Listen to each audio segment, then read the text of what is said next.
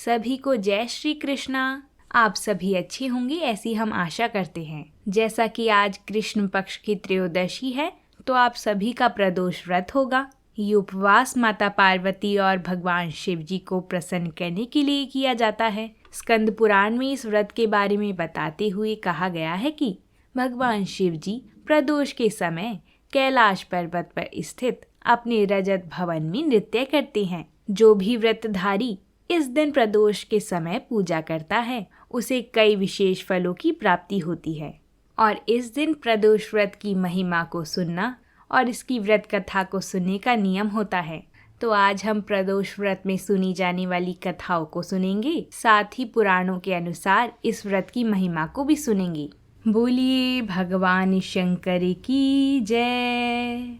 धार्मिक मान्यताओं के अनुसार प्रदोष काल के दौरान भगवान शिव सबसे अधिक प्रसन्न होते हैं, जिसे गोधूली भी कहा जाता है। और यह काल सूर्यास्त से लगभग 90 मिनट से पहले शुरू होता है और सूर्यास्त के लगभग 90 मिनट के बाद तक रहता है। ऐसी मान्यता है कि यदि कोई प्रदोष व्रत का पालन करते हैं तो उनकी पिछली गलतियां धूल हो जाती हैं और उन्हें भगवान की कृपा से अच्छा स्वास्थ्य, धन और बुद्धि का आशीर्वाद प्राप्त होता है। इस व्रत में न केवल भगवान शिव जी का ही आशीर्वाद मिलता है बल्कि देवी पार्वती और इस दिन के स्वामी ग्रह का भी आशीर्वाद मिलता है। प्रदोष व्रत से जुड़ी एक कथा है जिसके अनुसार चंद्रमा की 27 पत्नियां थीं, जिनमें से सभी प्रजापति दक्ष की बेटियां थीं। लेकिन चंद्रमा रोहिणी को सबसे ज्यादा प्यार करते थे। अन्य 26 पत्नियां ईर्ष्यालु थीं। बात उस मुकाम तक पहुंची जहां उन्होंने प्रजापति दक्ष को इसके बारे में बताया। भले ही प्रजापति ने चंद्रदेव को समझाने की कोशिश की कि उनकी अन्य बेटियों को कैसा लग रहा है, परंतु चंद्रदेव को रोहिणी से ही मोह था। इस कारण प्रजापति दक्ष ने चंद्रदेव को एक घातक बीमारी का श्राप दिया, जिससे वह बहुत छोटे हो गए और अंत में समय के साथ गायब हो गए। तभी चंद्रदेव ने तपस्या की और भगवान शिव को प्रसन्न किया। भगवान शिव जी प्रकट हुए और उन्होंने चंद्रदेव से कहा कि प्रजापति के श्राप से वह सिकुड़ जाएंगे और गायब हो जाएंगे, लेकिन वह वापस बढ़ेंगे और फिर से सिकुड़ने से पहले अपनी पूर्ण महिमा तक पहुंच जाएंगे। तभी उसी समय से चंद्रमा के बड़े होने और छोटे होने का नियम शुरू हुआ और यह त्रयोदशी तिथि को हुआ था। स्कंद पुराण में वर्णित एक कथा के अनुसार प्राचीन काल में एक विधवा ब्राह्मणी अपने पुत्र को लेकर भिक्षा लेने जाती थी और संध्या को लौटती थी। एक दिन जब वह भिक्षा लेकर लौट रही थी तो उसे नदी के किनारे एक सुंदर बालक दिखाई दिया, जो विदर्भ देश का राजकुमार धर्मगुप्त था। शत्रुओं ने उसके पिता को मारकर उसका राज्य हड़प लिया था। उसकी माता की मृत्यु भी अकाल हुई थी। ब्राह्मणी ने उस बालक को अपना लिया और उसका पालन पोषण किया। कुछ समय पश्चात ब्राह्मणी दोनों बालकों के साथ देवयोग से देव मंदिर गई। वहां उनकी भेंट ऋषि शांडिल्य से हुई। ऋषि शांडिल्य ने ब्राह्मणी को बताया कि जो बालक उन्हें मिला है वह विदर्भ देश का राजा का पुत्र है, जो युद्ध में मारे गए थे और उनकी माता को ग्रह ने भोजन बना लिया। तब ऋषि शांडिल्य ने ब्राह्मणी को प्रदोष व्रत करने की सलाह दी। महर्षि के मुख से प्रदोष व्रत की महिमा को सुनकर उस ब्राह्मणी ने ऋषि से पूजन की विधि पूछी और उसकी व्रत कथा को सुना। उसकी श्रद्धा और आग्रह से ऋषि ने उस ब्राह्मणी को शिव पूजन का उपयुक्त विधान बतलाया और ब्राह्मणी को कहा कि तुम अपने दोनों पुत्रों से शिव जी की पूजा करवाओ। इस व्रत के प्रभाव से तुम्हें 1 वर्ष के पश्चात पूर्ण सिद्धि प्राप्त होगी। उस ब्राह्मणी ने महर्षि शांडिल्य के वचन सुनकर अपने बालकों के सहित नतमस्तक होकर मुनि के चरणों में प्रणाम किया और बोला, हे महात्मा, आज मैं आपके दर्शन से धन्य हो गई हूँ। मेरे यह दोनों कुमार आपके सेवक हैं, आप मेरा उद्धार कीजिए। तब ब्राह्मणी को शरणागत जानकर मुनि ने मधुर वचन द्वारा दोनों कुमारों को शिव जी की आराधना की विधि बतलाई। वे दोनों बालक और ब्राह्मणी मुनि को प्रणाम करके शिव जी के मंदिर गए। उस दिन से वह दोनों बालक मुनि के कथा अनुसार नियम पूर्वक ऋषि की आज्ञा से दोनों बालकों ने भी प्रदोष व्रत करना शुरू किया। प्रदोष काल में शिव जी की पूजा करने लगा। पूजा करते हुए उन दोनों को 4 महीने बीत गए। एक दिन राजसुत की अनुपस्थिति में शुचिव्रत स्नान करने नदी किनारे चला गया और वहां जल क्रीड़ा करने लगा। संयोग से उसी समय उसे नदी के दरार में चमकता हुआ धन का एक बड़ा सा कलश दिखाई पड़ा। उस धन पूरित कलश को देखकर शुचिव्रत बहुत प्रसन्न हुआ।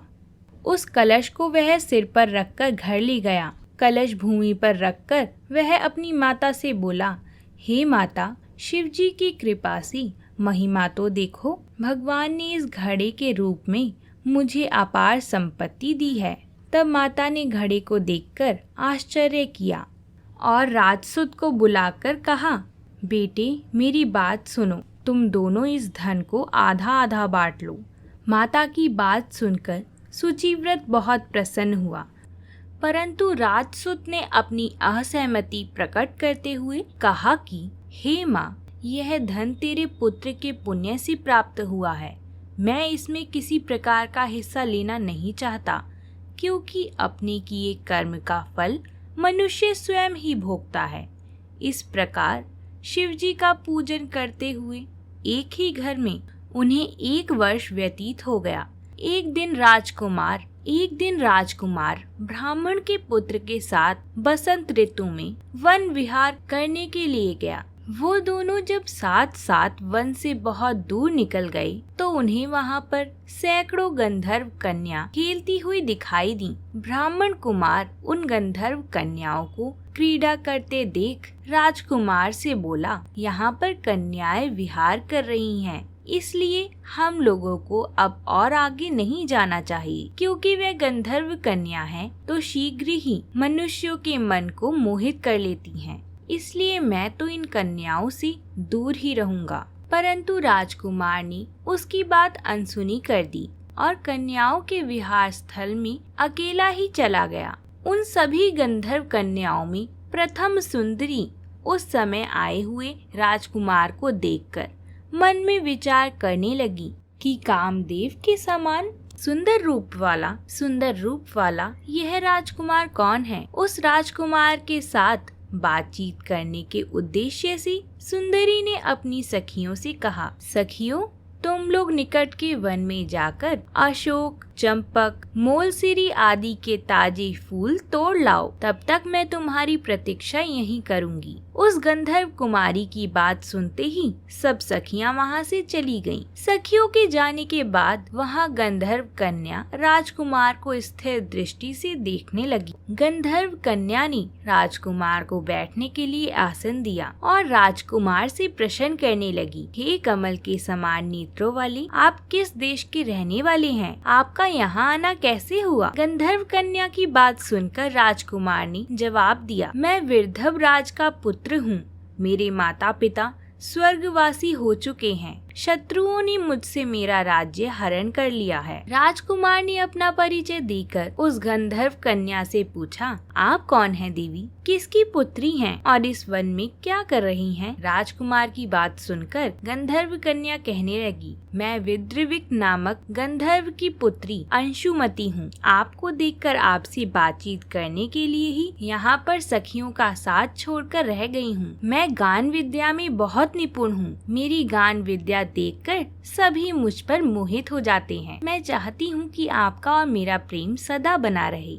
इतनी बात कहकर उस गंधर्व कन्या ने अपने गले से बहुमूल्य हार उतारकर राजकुमार के गले में डाल दिया। वह हार उन दोनों के प्रेम का प्रतीक बन गया। इसके पश्चात राजकुमार ने उस कन्या से कहा, हे सुंदरी, तुमने जो कुछ कहा वह सब सत्य है, लेकिन आप राजविहीन राजकुमार के साथ कैसे रह सकती हैं? आप अपने पिता की अनुमति के बिना मेरे साथ कैसे चल सकेंगी? राजकुमार की बात सुनकर कन्या मुस्कुराकर कहने लगी, जो कुछ भी हो, मैं अपनी इच्छा से आपका वरण करूंगी। अब आप परसों प्रातः काल यहाँ आएंगे, मेरी बात कभी झूठ नहीं हो सकती। गंधर्व कन्या ऐसा कहकर पुनः अपनी सखियों के पास चली गई। राजकुमार भी शुचिव्रत के पास जा पहुँचा और अपना सारा वृतांत कह सुनाया। इसके बाद वह दोनों घर लौट गए। घर पहुंचकर उन लोगों ने ब्राह्मणी को सब हाल कहा, जिसे सुनकर ब्राह्मणी भी हर्षित हुई। जब सुबह वह उस वन में पहुंचा, वहां पहुंचकर उन लोगों ने देखा कि गंधर्व राज अपनी पुत्री अंशुमति के साथ उपस्थित होकर प्रतीक्षा में बैठे हैं। गंधर्व ने उन दोनों कुमारों का अभिनंदन करके उन्हें सुंदर आसन पर बिठाया और राजकुमार से कहा, मैं परसों कैलाशपुरी को गया था। वहाँ पर भगवान शंकर माता पार्वती सहित विराजमान थे। उन्होंने मुझे अपने पास बुलाकर कहा, पृथ्वी पर राज्यच्युत होकर धर्मगुप्त नामक राजकुमार घूम रहा है। शत्रुओं ने उसके वंश को नष्ट कर दिया है और वह कुमार सदा ही भक्ति पूर्वक मेरी सेवा किया करता है। इसलिए तुम उसकी सहायता करो, जिससे वह अपने शत्रुओं पर विजय प्राप्त कर सके। इसलिए मैं भगवान शंकर की आज्ञा से अपनी पुत्री अंशुमति का हाथ आपको सौंपता हूँ। मैं शत्रुओं के हाथ में गए हुए आपके राज्य को वापस दिला दूंगा। आप इस कन्या के साथ 10,000 वर्ष तक सुख भोग कर शिवलोक में आने पर भी मेरी पुत्री इसी शरीर में आपके साथ रहेगी। इतना कहकर गंधर्व राज ने अपनी पुत्री का विवाह राजकुमार के साथ करा दिया। दहेज में अनेक दास दासियों तथा शत्रुओं पर विजय पाने के लिए गंधर्वों की सेना भी दी। राजकुमार ने गंधर्वों की सहायता से शत्रुओं को नष्ट कर दिया और वह अपने नगर में प्रविष्ट हुए। राजकुमार को सिंहासन पर बैठाकर राज्य अभिषेक किया गया। अब यह राजकुमार राज सुख भोगने लगा। जिस दरिद्र ब्राह्मणी ने उसका पालन पोषण किया था, उसे ही राजमाता के पद पर आसीन किया गया। वह शुचिव्रत ही उसका छोटा भाई बना। इस प्रकार प्रदोष व्रत में शिव पूजन के प्रभाव से राजकुमार दुर्लभ पद को प्राप्त हुआ। जो मनुष्य प्रदोष काल में अथवा नित्य ही इस कथा का श्रवण करता है, वह निश्चय ही सभी कष्टों से मुक्त हो जाता है और अंत में वह परम पद का अधिकारी बनता है। ये थी प्रदोष व्रत की व्रत कथा। पर इसी के साथ जिस दिन प्रदोष व्रत होता है, उस वार से जुड़ी हुई कथा को भी श्रवण किया जाता है।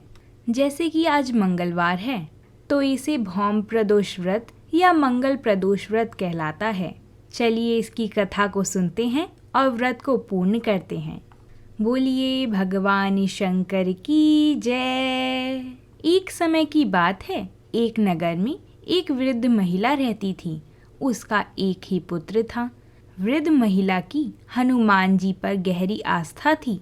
वह प्रत्येक मंगलवार को नियम पूर्वक व्रत रखकर हनुमान जी की आराधना करती थी। एक बार हनुमान जी ने अपनी भक्त उस वृद्ध महिला की श्रद्धा का परीक्षण करने का विचार किया। हनुमान जी साधु का वेश धारण करके वृद्ध महिला के घर पर आ गए और पुकारने लगे, है कोई हनुमान भक्त जो हमारी इच्छा पूर्ण करे? तब यह आवाज उस वृद्ध महिला के कानों में पड़ी। पुकार सुन के वृद्ध महिला जल्दी से बाहर आई और साधु को प्रणाम करके बोली, आज्ञा महाराज। हनुमान वेशधारी साधु बोले, मैं भूखा हूँ, भोजन करूँगा, तुम थोड़ी जमीन लीप दो। वृद्ध महिला दुविधा में पड़ गई। हाथ जोड़कर बोली, महाराज, लीपने और मिट्टी खोदने के अतिरिक्त आप कोई दूसरी आज्ञा दें, मैं उसे अवश्य ही पूर्ण करूंगी। साधु ने 3 बार प्रतिज्ञा कराने के पश्चात कहा, तू अपने बेटे को बुला, आग जलाकर भोजन बनाऊंगा। यह सुनकर वृद्ध महिला घबरा गई, परंतु वह प्रतिज्ञाबद्ध थी। उसने अपने पुत्र को बुलाकर साधु महात्मा को सौंप दिया। वेशधारी साधु हनुमान जी ने वृद्धा के हाथों से ही उसके पुत्र को पेट के बल लिटवाया और उसकी पीठ पर आग जलवाई। आग जलाकर दुखी मन से वृद्धा अपने घर में चली गई। इधर भोजन बनाकर साधु ने वृद्धा को बुलाकर कहा कि उनका भोजन बन गया है, तुम अपने पुत्र को पुकारो ताकि वह भी आकर भोग लगा ले। इस पर वृद्धा बोली, उसका नाम लेकर मुझे और कष्ट ना दें। लेकिन जब साधु महाराज नहीं माने, तो वृद्धा ने अपने पुत्र को आवाज लगाई। वह अपनी माँ के पास आ गया। अपने पुत्र को जीवित देखकर वृद्धा को बहुत आश्चर्य हुआ और वह साधु के चरणों में गिर गई। तब हनुमान जी अपने वास्तविक रूप में प्रकट हुए और वृद्धा को भक्ति का आशीर्वाद दिया। बोलिए बजरंग बली की जय। हे प्रभु, इस कथा को कहने वाली, पाठ करने वाली एवं हुंकार भरने वाली सभी पर अपनी कृपा बनाए रखना। बोलिए हर हर महादेव। तो इसी के साथ हमने प्रदोष व्रत की कथाओं को श्रद्धा पूर्वक पाठ करके आपको सुनाया। हम आशा करते हैं कि आपने भी श्रद्धा पूर्वक इन कथाओं का श्रवण किया होगा। तो अगर आप सभी को हमारी वीडियोस अच्छी लगती हों तो नीचे कमेंट बॉक्स में हर हर महादेव जरूर लिखिएगा। इससे हमें आपके स्नेह का पता चलता है और हमारे साथ बने रहने के लिए हमारे चैनल को सब्सक्राइब जरूर कर लें। जय शिव शंभू।